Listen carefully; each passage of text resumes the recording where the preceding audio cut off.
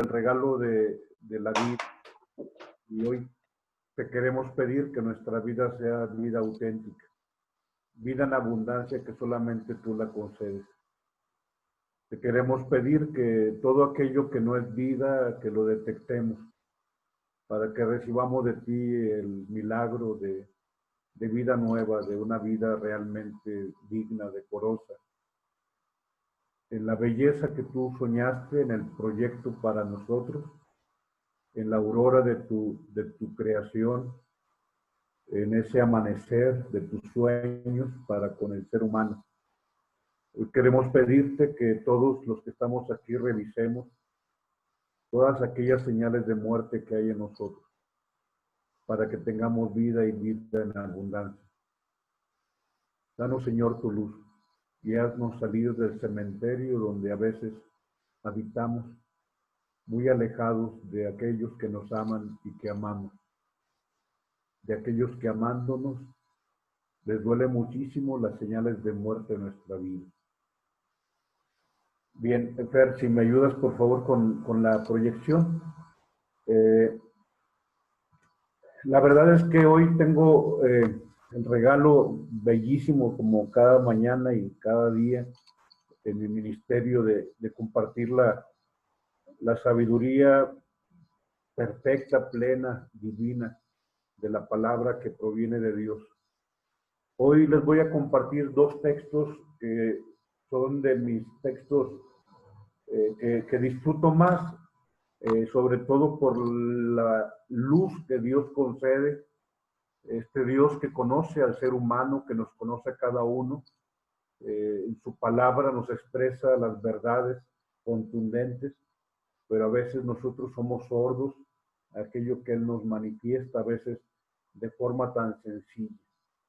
Nos hemos vuelto tan rebuscados que no escuchamos, que no vemos lo que es demasiado tangible, es demasiado real. El texto del Evangelio del día de hoy es de los textos más claros sobre la situación humana en torno al pecado, pero también junto con los diferentes textos que vamos a compartir, vamos a ver un texto que es también de los textos más claros sobre la situación humana, un texto al que nos hemos acostumbrado y estoy seguro que de los textos que cuando fuimos al catecismo te enfatizaron, este es uno de esos textos, el capítulo 3 del Génesis. Pero ya lo veremos en su momento. Este texto del día de hoy, de San Mateo, tiene tantas enseñanzas, pero yo voy a focalizarme a tres enseñanzas que están en los tres colores que he puesto en la diapositiva, que nos da para hablar de los tres momentos de reflexión que tendremos durante el día. Ahorita en la mañana nos focalizaremos al color rojo, con la primera idea que nos muestra el texto de San Mateo.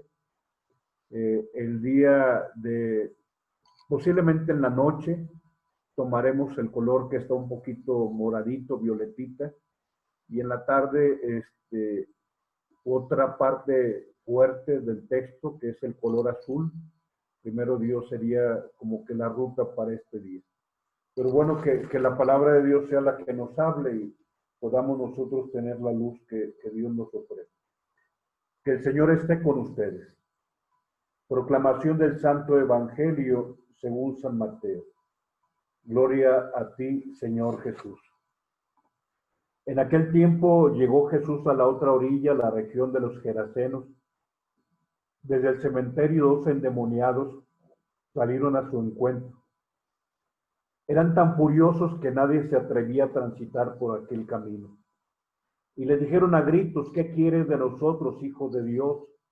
¿Has venido a atormentarnos antes de tiempo? Una gran piara de cerdos a distancia estaba osando. Los demonios le rogaron: si nos echas, mándanos a la piara. Jesús les dijo: vayan.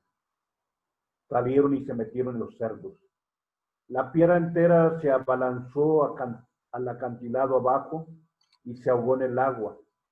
Los porquerizos huyeron al pueblo y lo contaron todo, incluyendo lo de los endemoniados. Entonces el pueblo entero salió a donde estaba Jesús y al verlo le rogaron que se marchara de su país. Palabra del Señor. Gloria a ti, Señor Jesús. Te decía, son tres ideas. La primera ahorita en la mañana. El pecado hace que los que tenemos vida vivamos en el cementerio y que se afecten las relaciones con los demás como lo maneja este color rojo. Lo de el color moradito, te digo, lo veremos en la noche. El demonio sabe quién es Jesús. Y el demonio no tiene problema en decir que es el Hijo de Dios. ¿Qué es lo que nunca dirá el demonio? Y que tú y yo sí decimos de Jesús. Lo que nunca dirá el demonio es que Jesús es Señor. Porque eso significaría subordinación. El demonio, aunque sea padre de la mentira, no puede negar que Jesús es Hijo de Dios. Pero nunca va a decir, tú eres el Señor. Tú y yo sí lo decimos. No basta decir que Jesús es Hijo de Dios. Eso lo dice el diablo también. Pero hace falta que tú y yo digamos, Señor, Jesús, tú eres mi Señor. Te digo, en la noche profundizaremos sobre esto. En la tarde, Dios mediante, veremos un tema difícil. Cuando es más importante los cerdos que las personas. Cuando son más importantes los bienes materiales que las personas humanas. Y es triste lo que dice al final. Le rogaron que se marchara de su país.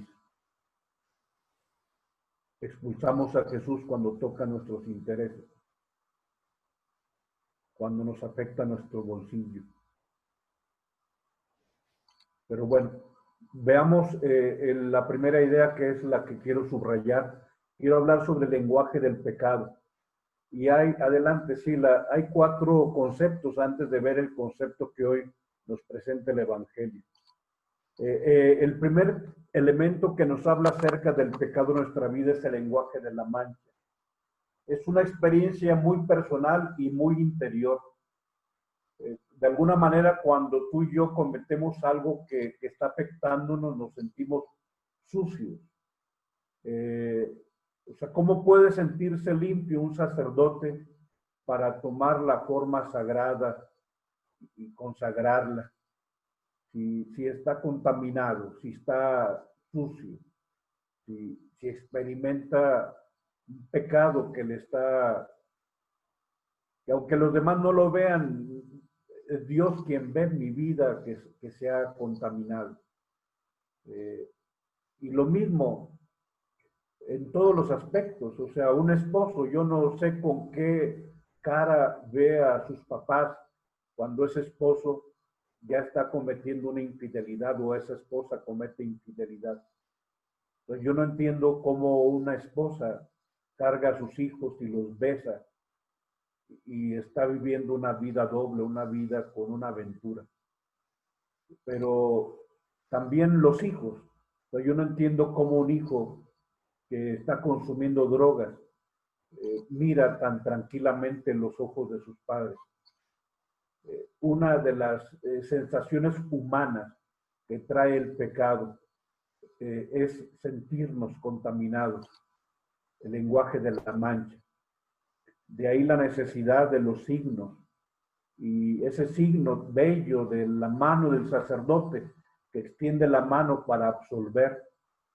Quiere uno sentir esa mano en la frente, en la cabeza, impuesta para decir, yo te absuelvo de tus pecados en el nombre del Padre, del Hijo y del Espíritu Santo. Entonces, el primer elemento vinculado a nuestra situación de pecado es el lenguaje de la mancha. Y lo dice hermosamente el Señor cuando criticaban que no se lavaran las manos para ingerir alimentos. Y el Señor dice, no es lo que entra de fuera, sino lo que sale de dentro, el versículo 20, lo que contamina al hombre.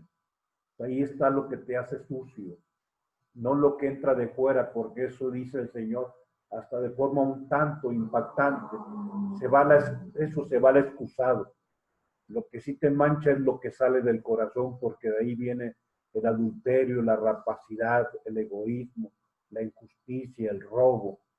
Y empieza a ser un elenco de 13 elementos, 13, que dice el Señor contaminan al ser humano. El segundo texto que aquí viene es el Salmo 50 o 51. Misericordia, Señor, por tu piedad, por tu inmensa compasión, borra mi culpa. Lava del todo mi delito, limpia mi pecado. Limpia, pues yo reconozco mi culpa. Dice el versículo 9, rocíame con el hisopo y quedaré limpio. Lávame, quedaré más blanco que la nieve. Entonces, el lenguaje de la mancha es la primera experiencia humana en torno a la situación del pecado. Pero pasemos a la segunda expresión del pecado, que es el lenguaje de la transgresión. Es ese lenguaje de alguien que sabe que no debió haber hecho algo y lo hizo. O sea, tú y yo sabíamos que tendríamos que evitar ciertas cosas y no las evitamos. O sea, independientemente que vengan en la palabra de Dios, pero hay cosas que en el corazón están inscritas y que tú y yo sabemos que no tenemos por qué hacer. Yo no tengo por qué atentar contra la vida, ni contra mi vida, ni contra el respeto de mi vida, de mi sexualidad, de mis afectos. Y ahí está ese lenguaje donde el Señor le habla a Caín. ¿Por qué andas irritado? ¿Por qué andas triste en tu rostro? ¿Por qué? Porque Caín ha permitido que venga el egoísmo a su corazón. Porque Caín tiene envidia de su hermano, de su propio hermano, de su misma sangre. Y el Señor le advierte esto que es subrayado. Si no obras bien, a la puerta está el pecado acechando como fiera que te codicia y a quien tienes que dominar. El Señor todavía dice que el ser humano, a pesar de su egoísmo, puede dominar, pero no queremos si no lo dominamos. Y entonces transgredimos. Y entonces rompemos las reglas que Dios ha inscrito en nuestra vida, en nuestro corazón. Entonces ese lenguaje de la transgresión que viene con esta palabra de 3 letras, aón. De hecho, lo profundizaremos posiblemente en otros días. Ya ven que esto nos ha dado tiempo para poder hablar de cosas de enseñanza y doctrina cristiana. El Naba Aón, este es el Naba Aón, el que carga el pecado. Dice el Bautista, he aquí el Cordero de Dios, el Naba Aón, el que quita el pecado del mundo. Así lo presenta el Bautista. He ahí el Cordero de Dios, ese es el Cordero de Dios, el que quita el Aón, el que quita el pecado del mundo, el Naba Aón. Entonces, ese es el segundo lenguaje del pecado. Pasemos al tercer lenguaje del pecado, porque vamos hacia la situación de la muerte. El lenguaje del pecado también es el término atá, que es el que se traduce al griego como amartanó, que es desviar. O sea, ¿qué es el pecado? Desviarnos. O sea, tú y yo íbamos o vamos para el cielo y de pronto nos desviamos. O sea, le erramos al blanco. O sea, en lugar de yo hacer felices a los demás, los entristezco. En lugar de que yo detone sueños en las personas, yo detono pesadillas. En lugar de generar sonrisas en las personas, yo detono lágrimas. Y entonces yo me he desviado. O sea, en lugar de ser alguien productivo, soy alguien improductivo. En lugar de ser alguien que cura, soy alguien que lastima. En lugar de ser alguien que aporta, soy alguien que despojo. Ese es el desvío. Y ese es el mal camino. Entonces, el lenguaje de la Biblia en Jueces 20:16 habla y presenta a algunos de los hombres que fueron para la guerra y dice que ellos eran tan certeros que no erraban el tiro. Esa es la expresión. Es alguien que le da el blanco. Pero cuando tú y yo fallamos en el blanco, o sea, yo debía haber ido para allá y no fui. Yo debía haber sido alguien que curara a los hermanos y los estoy destruyendo. Yo debía haber sido alguien que aportara a la sociedad y las estoy despojando. Pero pasamos al segundo texto, que es 2 Samuel 11, y aquí viene, no es todavía el texto que quiero subrayar, pero este texto es hermoso. O sea, nos presenta cómo empieza el pecado en nuestra persona. Y el pecado en tu persona y en mi persona empieza cuando dejamos de hacer lo que tenemos que hacer. O sea, el día en que el sacerdote deja de hacer lo que tiene que hacer, ¿para dónde va a ir? El día en que el papá y la mamá dejan de hacer lo que tienen que hacer, ya sabes cuál va a ser la consecuencia. El día en que el joven deje de hacer lo que tiene que hacer, ya vendrá el demonio y se encargará de llenar las cosas que tú y yo hemos dejado en vacío. Y es subrayado, fíjate, el versículo 1. A la vuelta del año, en la época en que los reyes salen a campaña, o sea, era el tiempo en que David tenía que ir con su pueblo a defenderlo. Pero ¿qué pasa con David? El versículo 2. Perezoso, loco, arrastrado. Dice el texto, no lo digo yo. El sinvergüenza se levantó de la cama al atardecer.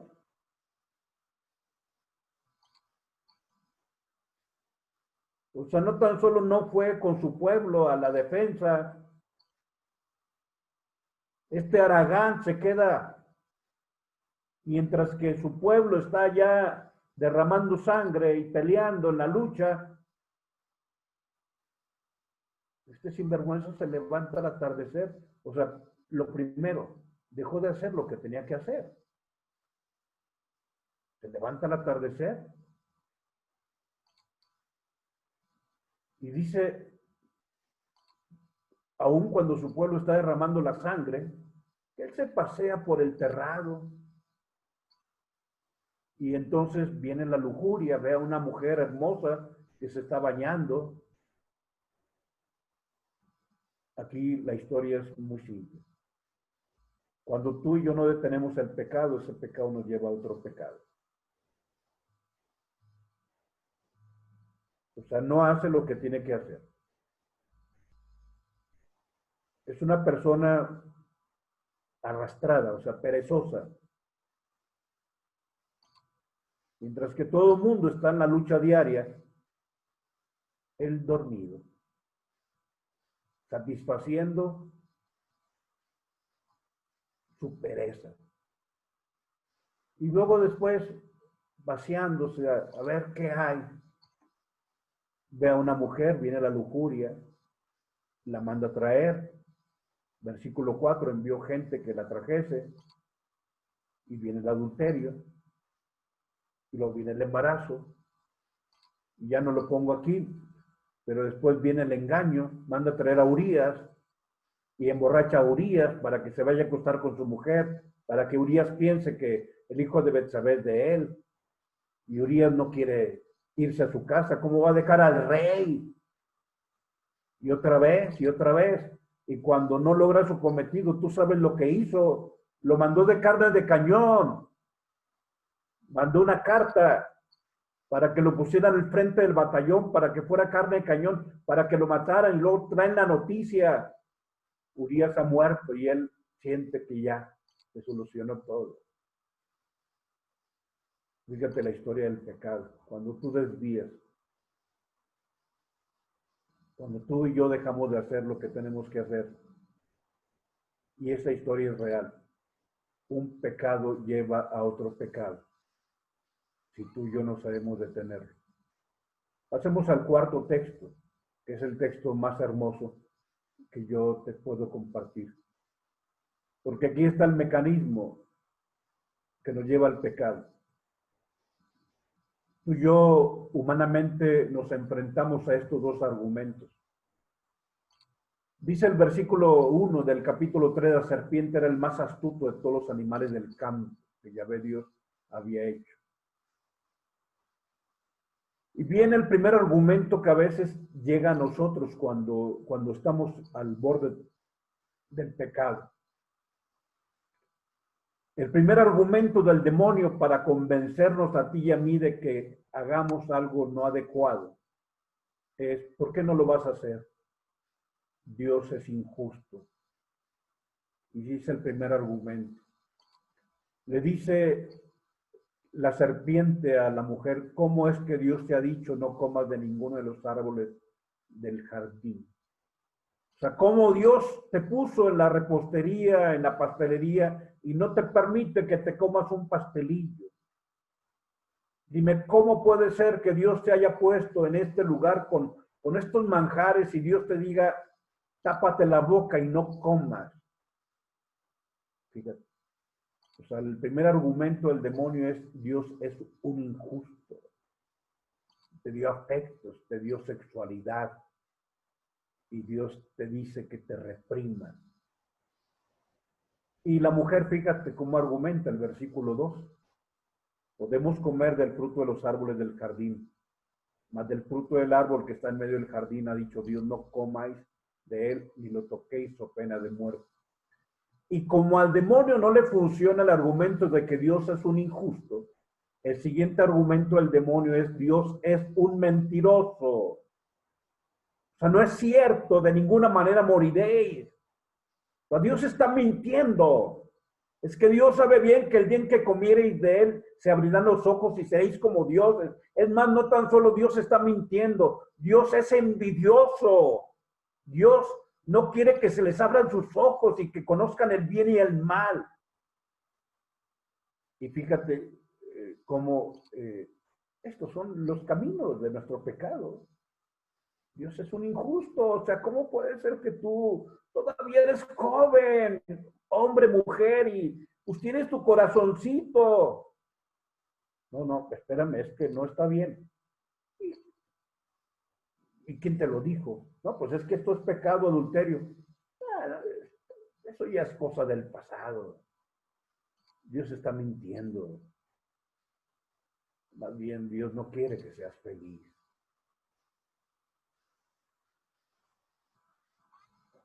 ¿Te fijas cómo es magnífico este texto hermoso? Lo estoy comentando en 2, 3 minutos, bastaría, pero hace falta que lo profundicemos. Pero voy hacia otro aspecto, un aspecto de la, perdón que use palabras a veces técnicas, pero esto es toda la cuestión antropológica, o sea, toda la constitución del ser humano a la luz de la palabra de Dios, que nos habla de quiénes somos y cómo somos. Fíjate cómo la mujer se defiende. Dice: y como viese la mujer que el árbol era bueno para comer, apetecible a la vista y excelente para lograr sabiduría, tomó el fruto y comió. Y el hombre, si la mujer se defiende, el hombre no se defiende. Dice: dio también a su marido que igualmente comió. O sea, el hombre, toc, toc, ¿hay alguna neurona por aquí? Oye, ¿le pensaste un poco antes de hacer las cosas? Fíjate cómo la mujer argumenta, se defiende, se resiste. El hombre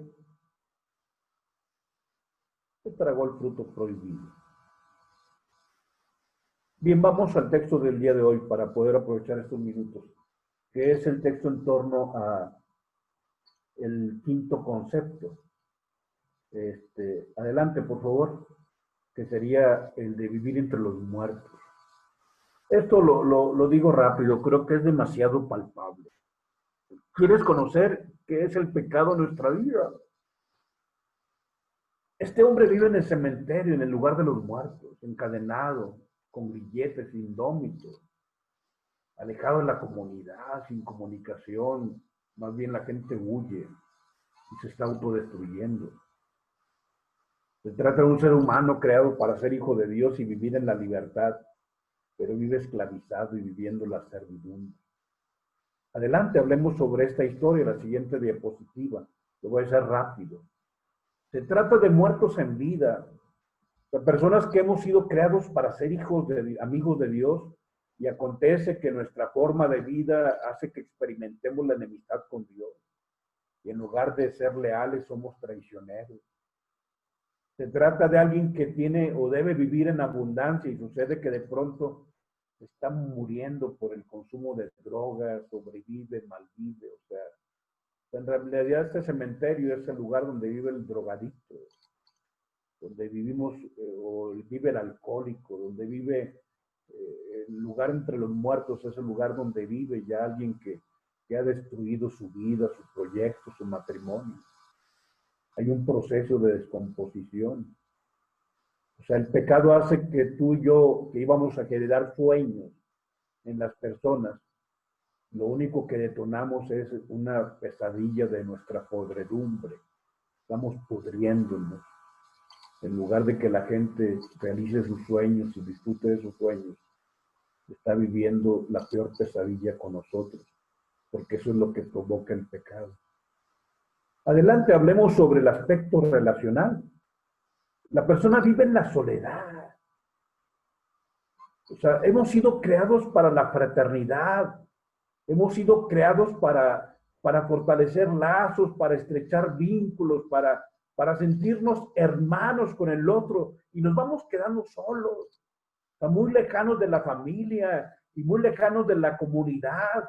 O sea, él vive en el cementerio y de pronto sucede que las seducciones en las que vivimos, o sea, a lo mejor mi pecado es la codicia, el dinero fácil, obtenido con el mínimo esfuerzo, y entonces eso hace que a lo mejor haya fortalecido mi patrimonio, pero haya destruido mi matrimonio.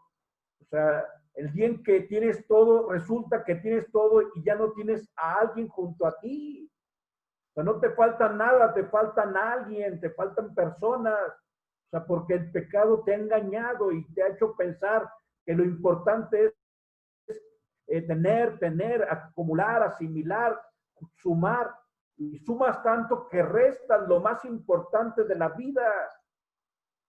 Tú que sumaste tanto y multiplicaste tanto, un día vas a morir y habrá que ver la forma en que tú que multiplicaste veas, si pudieras ver cómo se dividen lo que tú multiplicaste en ese aislamiento, en esa vida que no fue vida, porque te fuiste alejando de tus hermanos, de tu esposa, de tus hijos. Se trata, bueno, de poder ubicar que ese vivir entre los sepulcros es olvidarnos que tú y yo somos templo de Dios, que somos consagrados por el bautismo, y que ese espacio donde Dios era adorado, pues ahora se vive la contaminación en la infidelidad, también ministerial, no puedo decir solo matrimonial. Y lo peor de todo, o sea, que aquellos que somos templo de fondo vivimos una vida promiscua, de personas que nos hemos degradado, de personas que ya no vivimos en la dignidad de aquello que tenemos. Adelante, ¿cómo es la vida en el cementerio? Nos estamos pudriendo en vida. Y sucede que a ti Dios te dio hijos. Y un día tus hijos te ven alcoholizado, arrastrándote en medio de tu vómito. Lo peor de todo, déjame que te lo diga, perdón que sea grotesco, pero te ven con tus pantalones miados. Porque así te ven con el zipper abajo, porque ya no tienes control ni de cómo te vistes, no tan solo andas despajado, ya hueles a orín, hueles a vómito porque ya no controlas ni tus propias babas, toda la camisa anda sucia. Dios te dio hijos y tus hijos están viendo tu propia destrucción, te estás pudriendo en vida. Estás en el cementerio.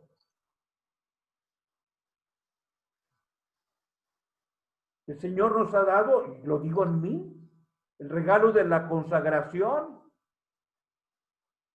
Pero lo que detonó sueños un día se convierte en preocupaciones. Y en lugar de provocar alegría a los demás, detonó pena y vergüenza. En lugar de llevar una vida que realiza el otro. Adelante, vamos concluyendo. Lo que sí sabemos, y nos dice el Evangelio, que Jesús puede sacar vida de la muerte.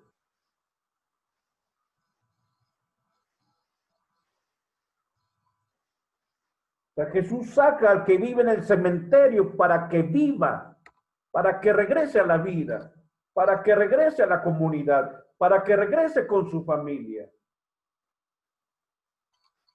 Vivimos una muerte autoinducida. Falta de fe, falta de esperanza, falta de desconfianza, nuestra ofensa a Dios por la incredulidad, la blasfemia, la apostasía, la herejía, la desesperanza, la desconfianza, nuestra presunción. Y la pregunta, ¿se puede hacer algo por quien sobrevive? Porque esa es la palabra. No vivimos, sobrevivimos o malvivimos. Y la respuesta la da el Evangelio. Para Jesús no existen los imposibles, pero solamente para Él. Él puede sacar al que vive en el cementerio para que regrese a la vida. Solo Cristo.